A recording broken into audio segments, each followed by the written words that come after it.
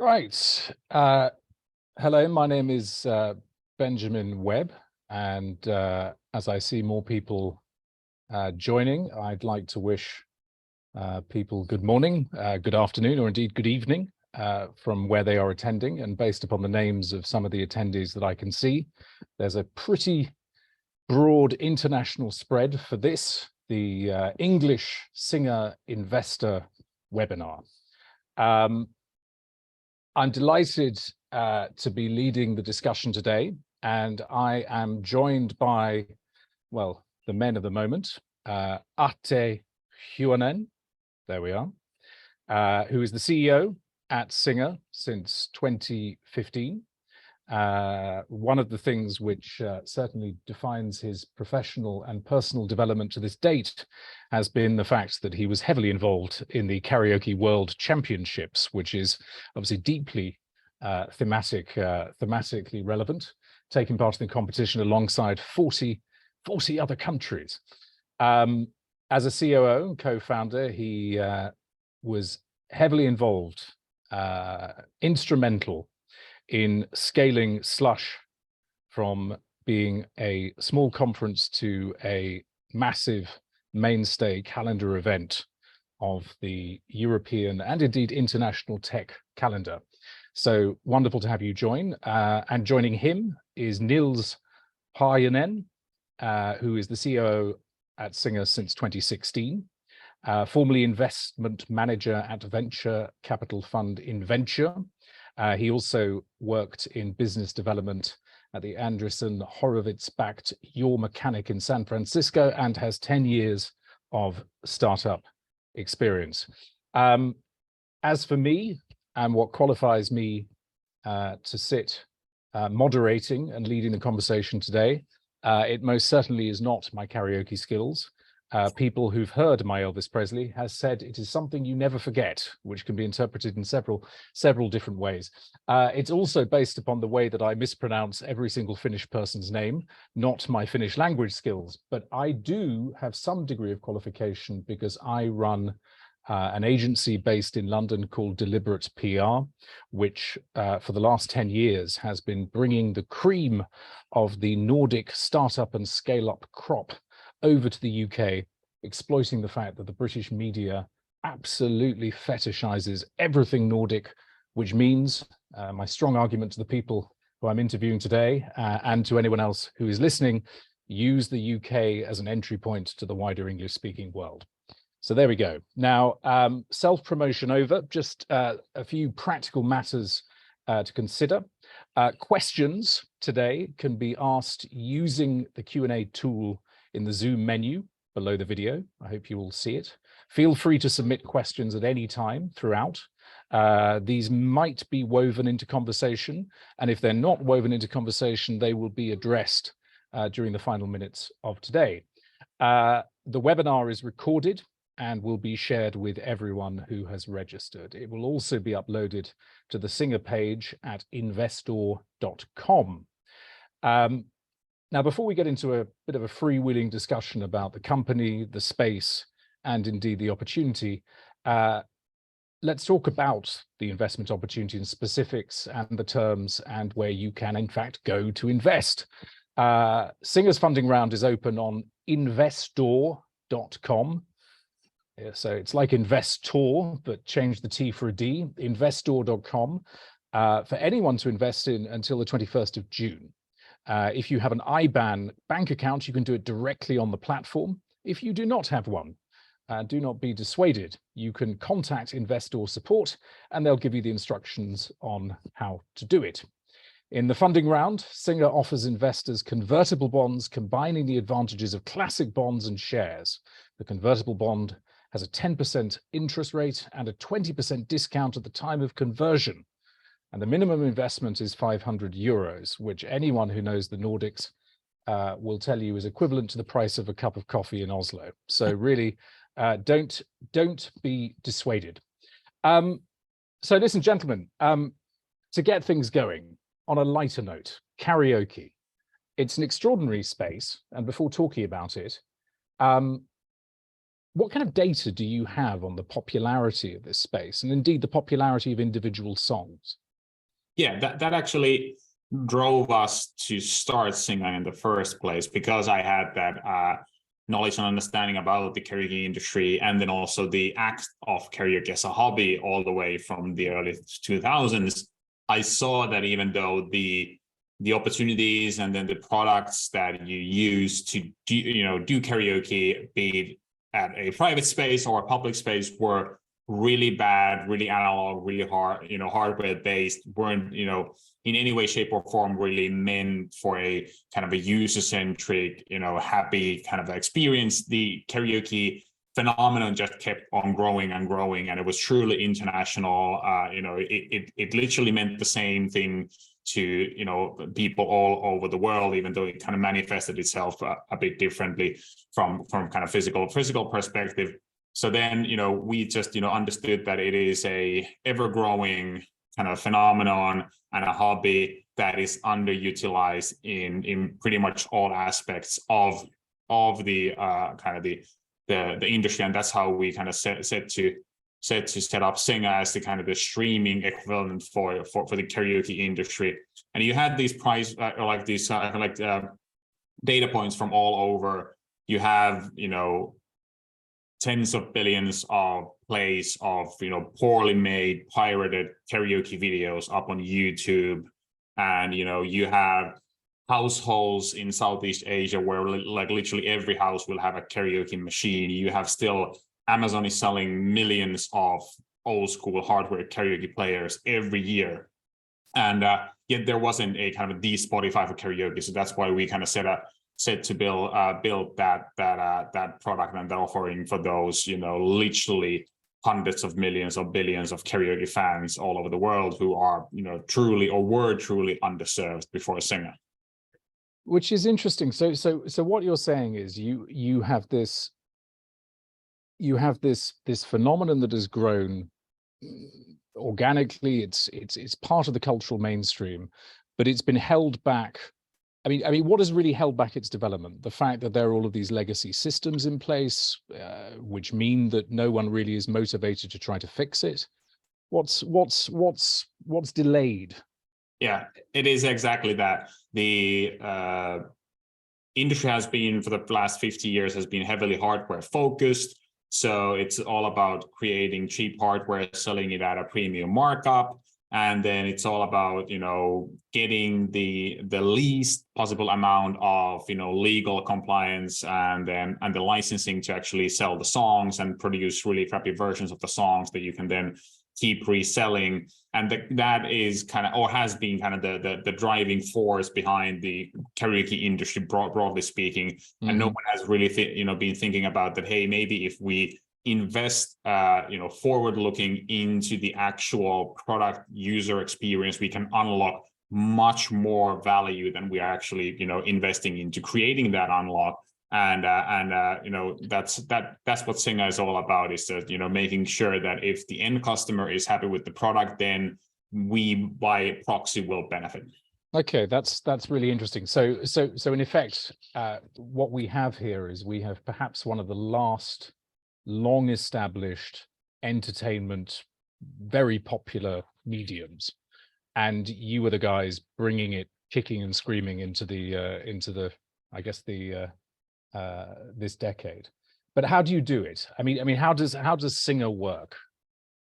Singa basically goes out. So if you know how Spotify works both from a user standpoint, and if you have read something behind the business logic of Spotify, we work very similarly. So we go out into the world, we can identify copyright holders who own the copyrights to both the hit songs, but also kind of the long tail local songs that people want to sing in their own language all over the world. And then we go out and we make deals with them to basically license their copyright to be aggregated in this product called Singa into this kind of user interface. And then we sell a monthly subscription that allows you to, similar to Spotify, play an unlimited amount of songs via streaming on literally any platform that you happen to have at your disposal. And then we do it in two different kind of price point or licenses, we sell a license that includes a private space licensing, which is kind of the Spotify price point of roughly 10 euros, dollars, or pounds a month,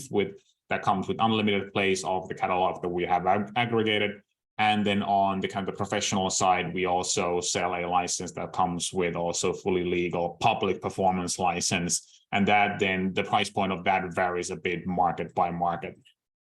Yeah, so one can imagine the music industry will love the fact that you're taking control of this hitherto fragmented space. But I mean, what, out of curiosity, I mean, you've as a company, you've been going for some time. I suppose two questions. What do people most like about this model? Because you are much hyped everywhere I go in the Nordics. Your company is name checked and held up as being part of the next wave of innovation from the region. What is it people like about you? And I suppose flipping this on its head, is there something people tend to get wrong about Singa? Something people misunderstand?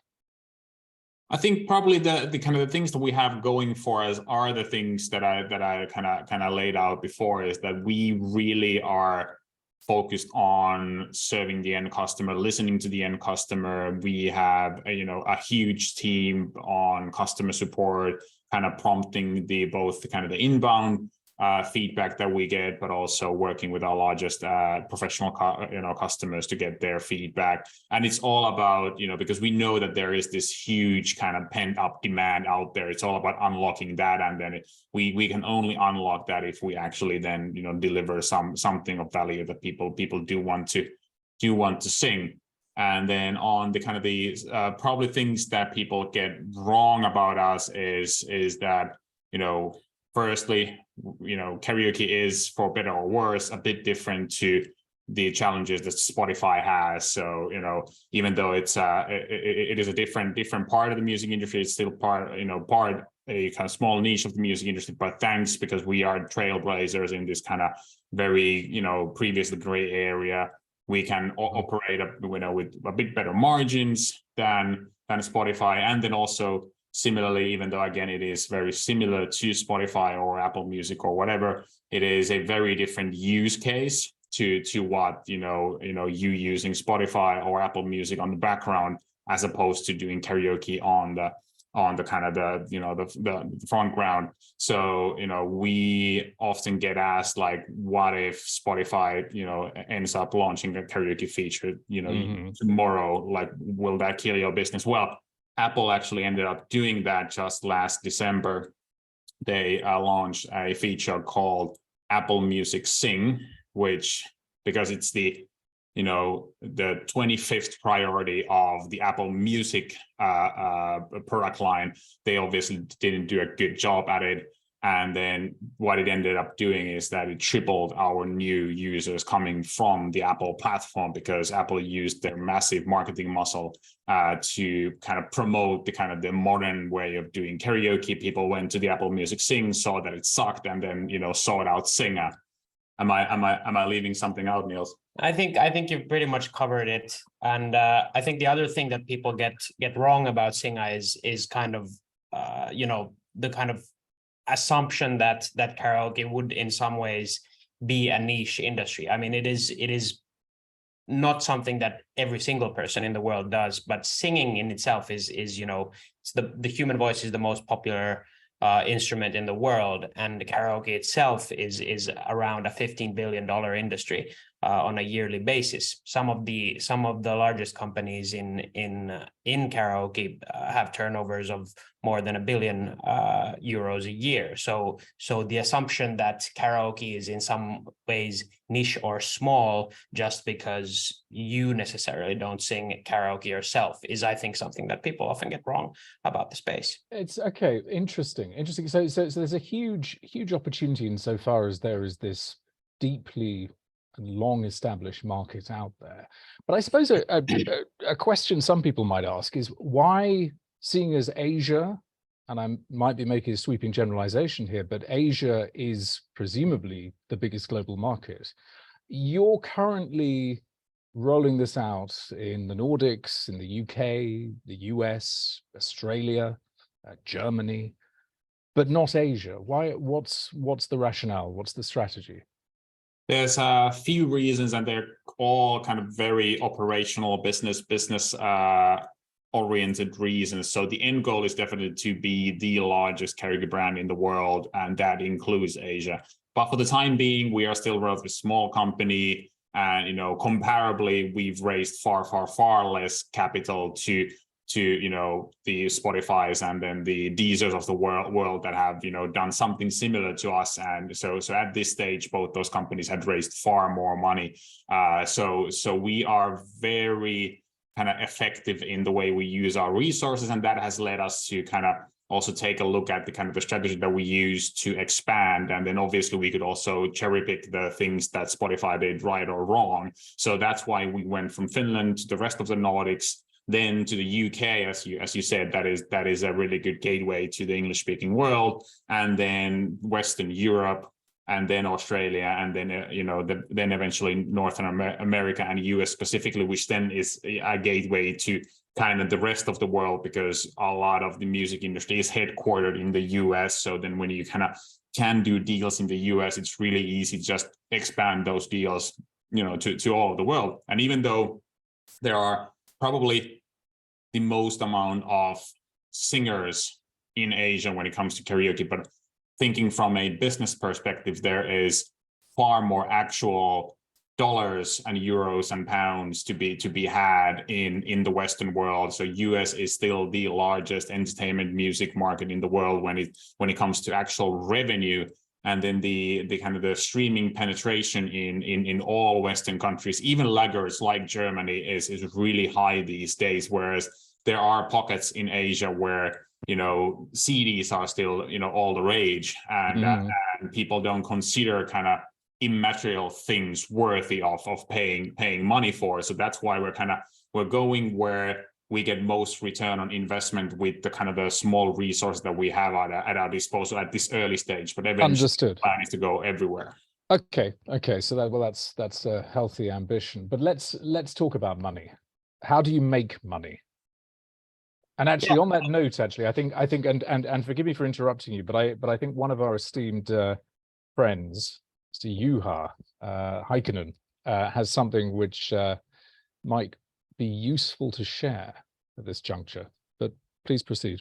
Yeah, I think we can jump into the slides. So like Atte mentioned, we do have two distinct revenue streams. So the consumer side of the business, as well as the business to business side of the business, where basically selling to hospitality operators, schools, libraries, etc.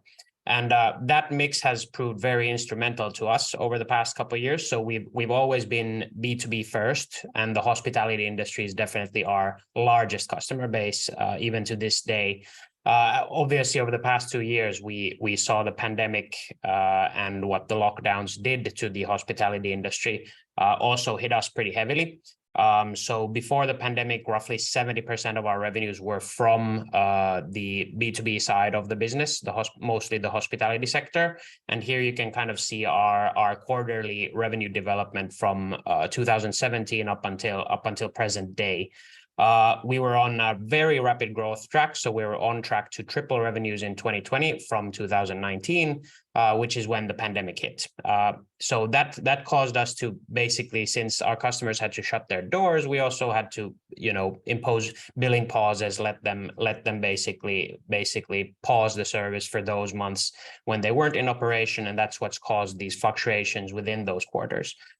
Luckily, we do have the consumer side of the business, which, despite the pandemic, actually got us through that time. So I think in the first year of the pandemic, the consumer side of the business more than doubled, and that's what's really carried us. So now coming out of the pandemic, about a year ago, when the last lockdowns ended, we came out of it standing on two strong legs. So both the consumer business and the B2B side of the business, which has then propelled us into record growth now for the past 3 quarters.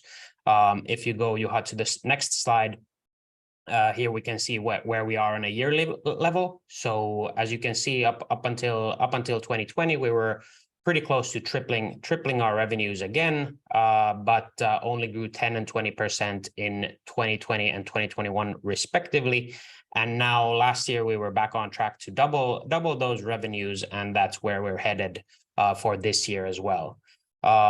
If you go, Juha, to the next slide again, then we can kind of see the mix of these revenue streams more concretely. So this is our monthly revenue with the B2B side of the business in green and the consumer side of the business in yellow.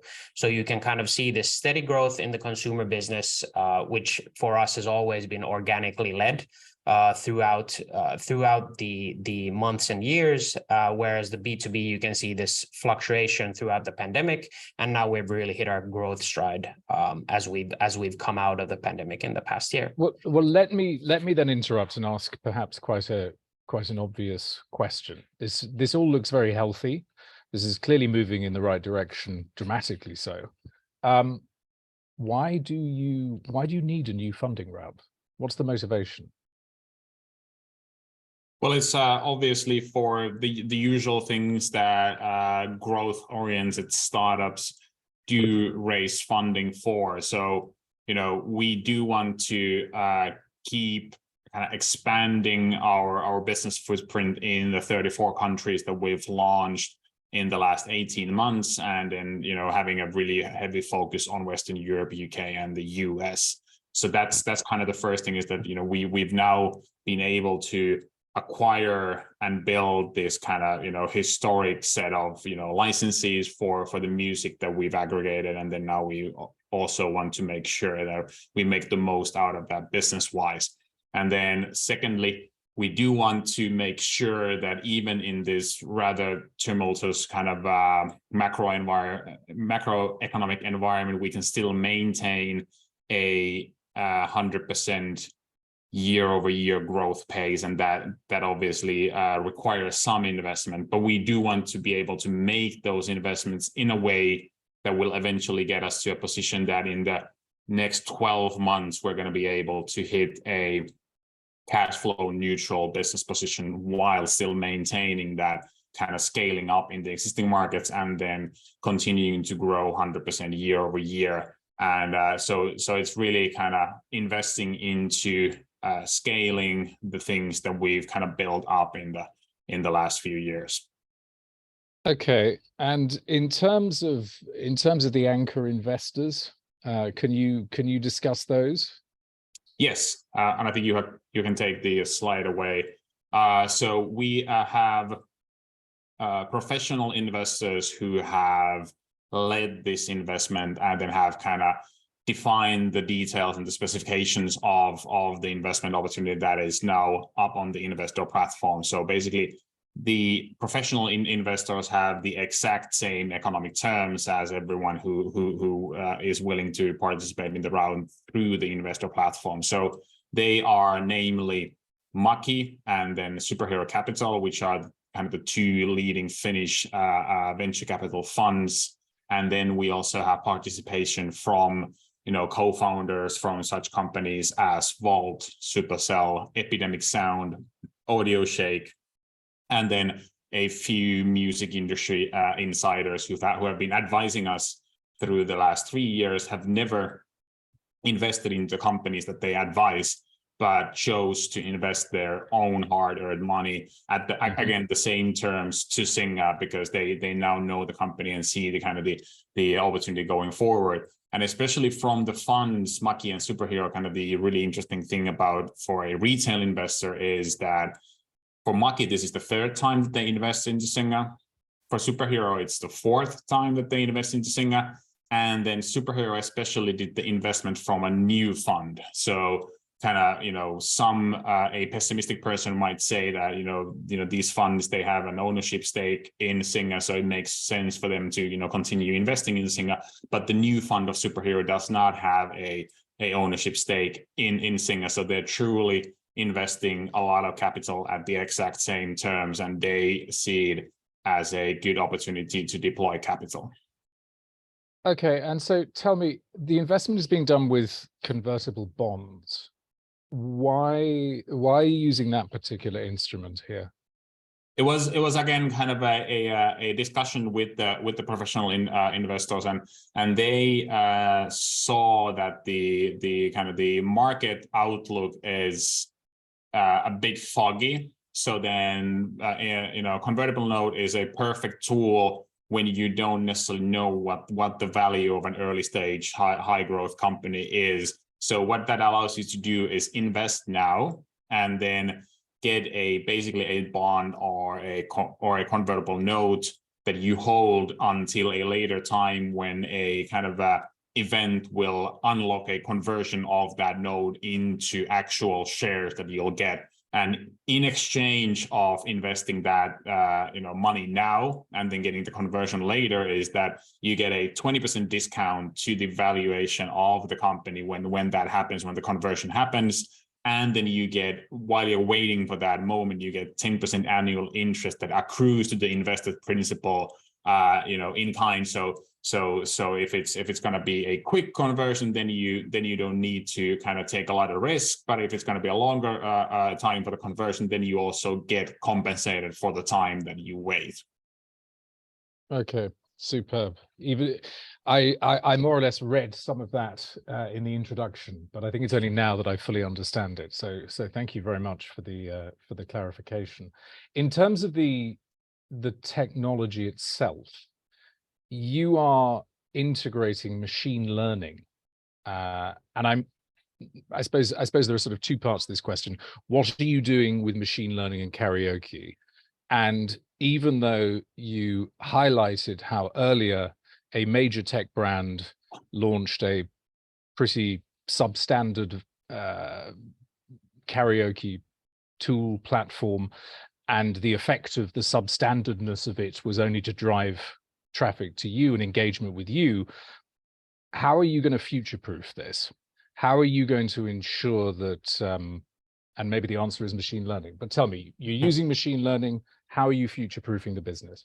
Yes, and those are actually heavily connected in more or less exactly the way that you kind of implied. So we use machine learning obviously for all the same reasons that most of these kind of content and entertainment companies use. So we use it to give you recommendations, and then make sure that whatever you see up on search, and then the kind of the discovery page will be of interest, and then that kind of that will be fresh every time you land on the site. But then going deeper into the actual usage of AI and machine learning, we use it to take an original kind of stereo mix of a song that has all the parts that a normal song has, and then go in, take out the lead vocal without destroying the rest of the song, and then the lead vocal only, not the backing vocals, which would make it a bit more too dry to actually use in karaoke, and then transcribe the lyrics and then time them also automatically. So then that allows us to go to the major record labels in the world, and then offer them the ability to enter the karaoke business for the first time in the history of the music industry, because historically karaoke has been based on re-record the sound-alikes of the originals for two reasons. One is that it's a better business for those who create the sound-alikes, because you can create it really cheaply and then you own the recording of the sound-alike. But then that also caps you into only the hits, and then all the biggest songs in the world, because no one can recreate all of the world's music. So and then the second one is that historically the record labels haven't really had the kind of the karaoke enabled instrumental tracks. So they, even if they wanted to, they couldn't enter the karaoke industry. So we are actually the first company in the karaoke business that has already integrated a lot of original recordings and original music from the record labels and artists themselves, and that amount of songs will only explode in the next 18 to 24 months as we bring more and more songs into the catalog. And that also kind of future proofs us, because we truly believe that even though not all the songs will ever be sang in Singa, but it is of importance, especially when you're operating in tens of different markets, is to have a lot of songs the kind of songs from your childhood or then your favorite obscure left field surf rock band single that you want to sing to really put on a show at a Christmas party. And we need to have that in order to be truly the leading kind of the go-to karaoke brand. A Spotify or Amazon or Apple can always launch a subpar product and then market the hell out of that. But people will in the long term, they will always choose the actual best product, as Spotify and Netflix have demonstrated. They're the only two independent players in the kind of the large media streaming wars. Everyone else has come after them, Apple, Amazon, Google, with highly subsidized services, but they haven't been able to beat those companies because those companies are specifically Spotify only for audio and Netflix only for video, whereas for all these other companies, it's just one part of the product portfolio. But how, out of curiosity, I mean, you've touched upon the catalog and the comprehensiveness of it, but do you think artists are going to be supportive of this, or are they going to view this as being yet another means by which they don't get properly remunerated? Well, we pay, similarly as all the kind of streaming services. So we pay our share of the revenue, which is for many artists, it's the first time that they're going to be, getting any revenue out of karaoke. So in that sense, it's going to be hugely net, positive for them going from 0 to 1 or 0 to 100. So that's the first, and then we pay our share just like Spotify pays their share, and then it's kind of up to the artist and then the broader music industry to define how that revenue gets shared, and we don't have any say in that. So we do hope that the artist will recognize that we are actually unlocking truly a new revenue stream for them. And we have done a lot of work and invested a lot of both time and money into being truly the best in class when it comes to compliance, and then the kind of the respect for legal copyrights. And as we've seen, like the early innings of us bringing these original recordings on the platform, the artists simply love it. Like for many artists, whenever they post news about their back catalog being available on Singa, for the first time in karaoke format for their fans, that is literally the most engaged social media post of the year for their channels. So there's a lot of positive feedback and proof that artists should definitely embrace karaoke, especially when it is with a company like Singa, who has put all this effort into best-in-class compliance.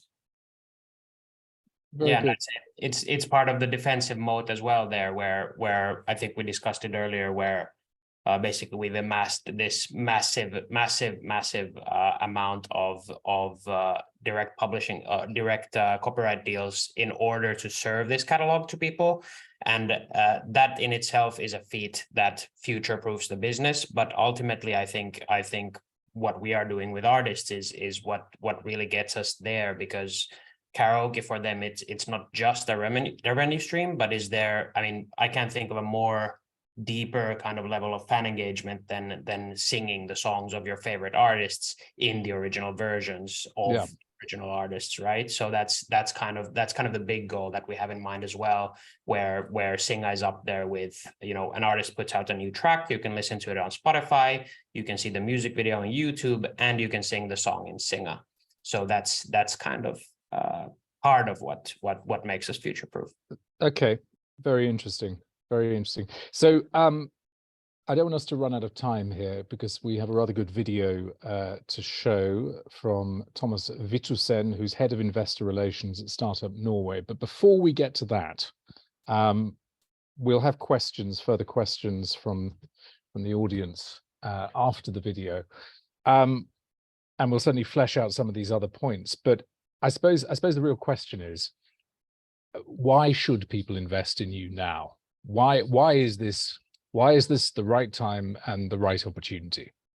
Yeah, so probably the most obvious thing is all that we've discussed here is that we've put a lot of effort into making sure that we have the ability to grow in the largest, most profitable music markets in the world. We've kind of future-proofed the the company. We are in compliance, full compliance of the copyright law, and we've also withstand the kind of the once in a 100-year black swan event of the pandemic, basically shutting our B2B revenue 4 to 5 times over 2-year period, and then we that couldn't bankrupt us. So that's we've probably shown to a lot of people that Singa is a really hard company to kill. And then immediately after when the lockdowns ended, we shot back up to that growth trajectory that we had pre-pandemic.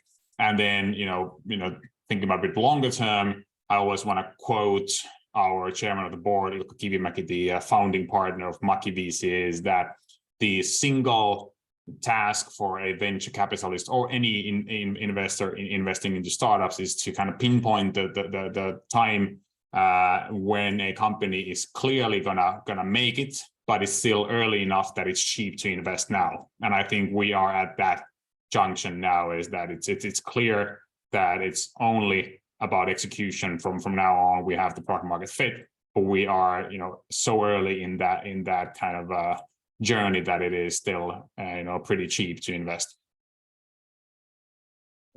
Very good, thank you. So if we could see this video from Thomas, as I say, head of investor relations, Startup Norway. He has prepared some words, and Juha, if you can line that up, thank you.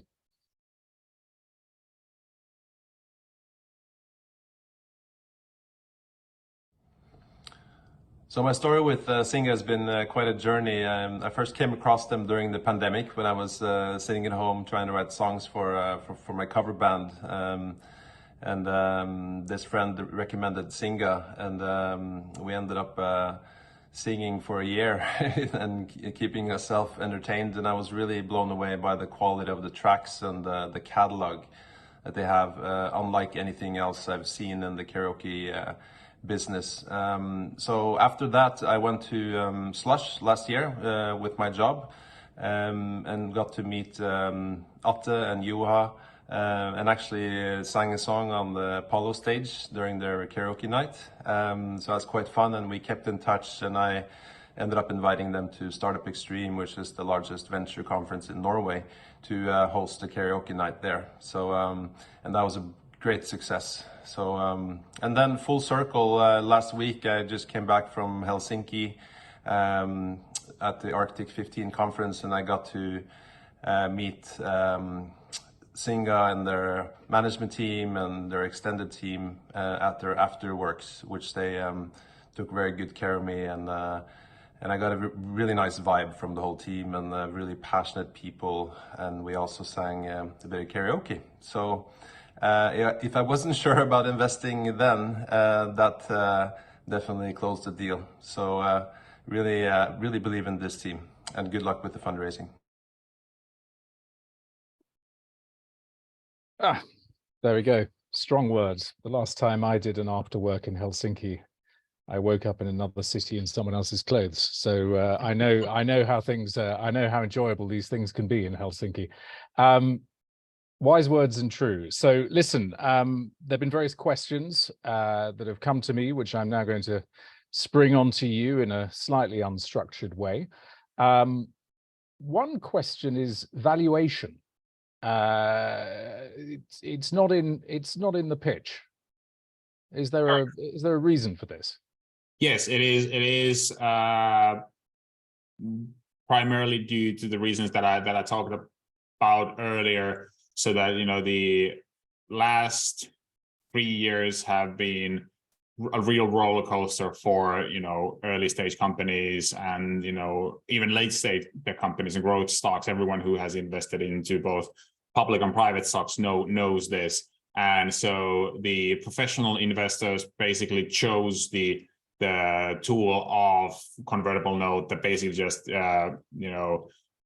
takes the valuation moment of the company to the future time when it kind of at a bit more stable market environment, a kind of investment round is done that actually values the company. And we along as the company, and then with the investor chose that to be kind of the best way forward. So we did this convertible note last time in late 21, and everyone who has invested into a private company or a public company in 21 is probably underwater right now if they didn't sell in between. Whereas the people who invested into convertible note, even though it wasn't valued at the time, are up both 20% due to the discount, and then the 17 months worth of 10% annual interest since then. So then now we using the same tool to let people invest into Singa again, because we, and then also the professional investors, see that the tumultuous probably isn't over yet, and it's wiser for everyone to kind of leave the decision for the valuation into the future. Okay, fair enough. Another question that has been posed is, do you feel singers will care whether it's a cover version or a version that's the original with the vocal stem removed? Now, I can't work out whether this refers to singers being the people who are doing the civilians doing the karaoke, or whether it refers to the original singers of the song. But let's assume it's people like me murdering songs and enjoying it. But I think both will actually, both the actual professional original singers will probably care, because it is literally the artwork that they put out in the world. And I think, if it's going to get butchered, at least do it in style and to the original tune. So and then also they're going to get paid for that recording getting played, as opposed to the kind of the sound alike cover version. But then for the actual civilians singing, I think there's two things that they're going to be really interested about. First is obviously the quality, like most sound alikes these days, like in the last couple of years, are pretty good, because the tools are so good these days that you can do, if you're a talented musician, you can do a pretty solid sound alike. But especially if the song gets a bit more complicated, it has high production values, you can't really replicate that. So that's the first thing, and that will actually then be heard in the karaoke kind of a setup as well. But then the more important part is that, because when we use the AI tools to release the kind of the millions of original recordings into the karaoke format, we can actually extend the catalog hugely, as opposed to just waiting for the cover musicians to do re-records of the song. So that's kind of probably the more important part, is that as opposed to just singing the 5 biggest songs of your favorite artist, you can sing the whole back catalog if you so choose to. Okay. And fully aware that we are about to run out of time, 2 more questions for you. For Singa, which do you consider to be the most important longer term, the B2B or the B2C side of the business? Definitely long term, we do believe that the B2C part of the business will probably grow larger, just because of the sheer opportunity of consumer facing businesses in the world. But then that also means that it'll be a kind of a really long project. It'll involve a lot of marketing, a lot of resources put into that marketing and user acquisition. So short term and then semi long term, we are a kind of B2B first, B2B focused company. Okay, so in conclusion, in terms of asking questions of you, 5 to 10 years, where is Singa? What is the I suppose we can describe that as being in the midterm goal for the company? Yeah.